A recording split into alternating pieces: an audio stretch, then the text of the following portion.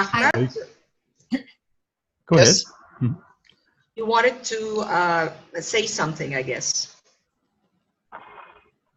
No, I just want to thank all of you regarding such beneficial and more than awesome tips on how to handle the literature in general, okay, and general English in particular. But one more question, if you let me, can I? Sure. Yes, go ahead. please. What I understood after such deep explanation that we don't have to tell the students the symbols their own, but we have to simplify them or ask them something like brainstorming questions, okay, before going through the topic. So, am I talking right or what? Can you phrase your question again, please, yeah, Ahmed? Again. Yeah. What I understood from such deep explanation regarding literature and the session and all this stuff, we as teachers are not allowed to tell the students the symbols or the story as it is, but we have to simplify in order to involve them and get them engaged in the topic. Is it right?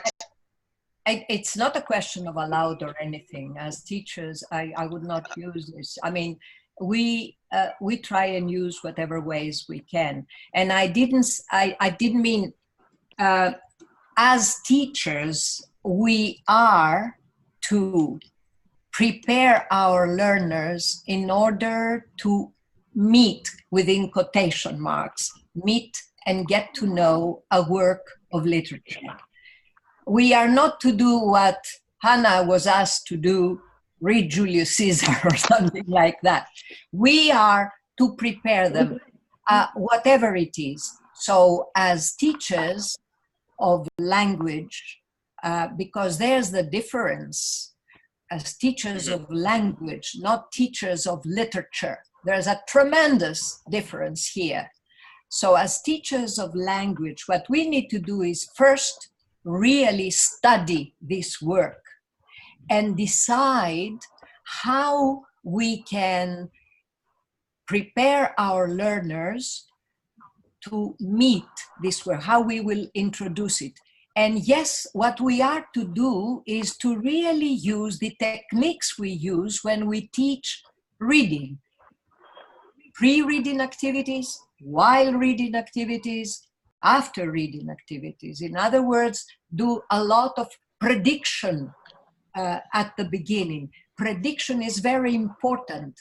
And it is important, we find out now in the 21st century, and we've been doing it for so many years, it is important because prediction is critical thinking, problem solving, and all that. We are actually helping them develop their thinking abilities. So you are to prepare them. We are to prepare them. We are to help them understand so then they can enjoy. Because the whole point of literature is to be enjoyed. And the whole point of language is to help us enjoy literature. Okay, thank you, Lilika, for that. I was wondering if other... Oh yeah, Ahmed, does that answer your question? Yes. Let me ask Shaima if she Thank you so much. Yeah, thank you. Shaima, do you want to say one last thing before we sign off? Shaima? Of course. First of all, yeah, can you hear me well now?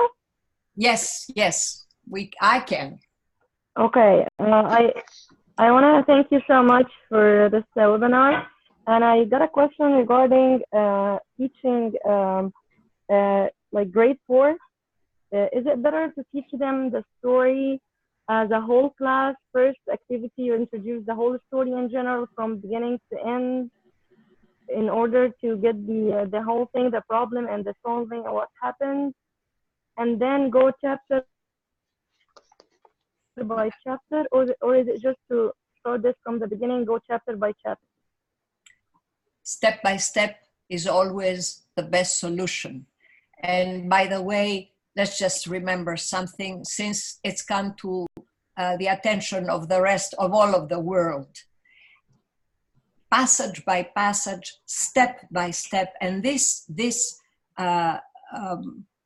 approach that I've been discussing, and it's not just poetry, Vance, it is prose as well, is also very helpful if we have learners with learning differences. We need to remember that learners with learning differences cannot read a whole text. We need to break the text into paragraphs. In many cases, we need to change the color of each paragraph. So yes, step by step, Shema, would be much better. But every now and then, what you try to do is you try to see if they have got, let's say, the not the main idea, the whole main idea, but if they got some of the idea of what has happened so far, and then they move on. Or you can have your class read various parts and then get them to get one from each group into different groups, and they share and then they present. By the way, the studying of literature in language teaching also helps a lot presentation skills and presentation techniques, because when they report back, they need to tell us they need to use presentation skills. So step by step. Okay. Thank you for that one again. Thank you. Thank you. Thank you. Thank you for inviting me. I enjoyed it. After all of our, let's say, agonies, Hannah, with Zoom and everything. Vance, thank you very much. It was My pleasure. Nice meeting each one of you. Thank you for your help. And till I see you again some other time. Okay? Very soon. Thank you for your enlightenment, your expertise. Thanks you. Your perspectives. Vance, thank you. Mm-hmm.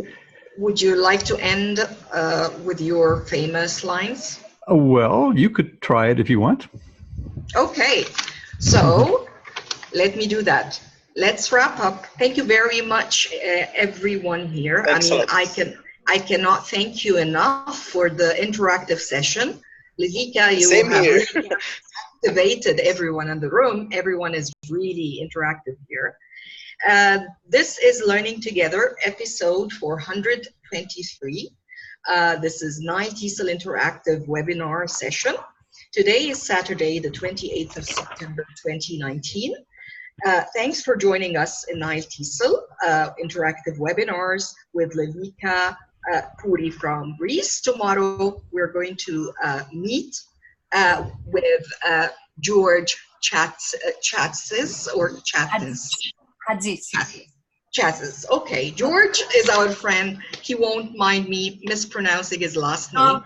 And by the way, George is attending this session. George, would you like to unmute yourself and say one last word before your session tomorrow? I didn't see you, George. George is here. Okay, maybe he's busy or he cannot unmute now. Anyway, as we say goodbye, just look at Albert Camus. It's considered to be, it's attributed to him. Let's call it a poem. Don't walk behind me, I may not lead. Don't walk in front of me, I may not follow. Just walk beside me and be my friend. Wow. Wow. George is not here, is not following. That is what I meant, Ahmad. That is what I meant in terms of simple English. Yes. Okay. Yes. There are many poems like this. So I wish I were taught like that. Thank you.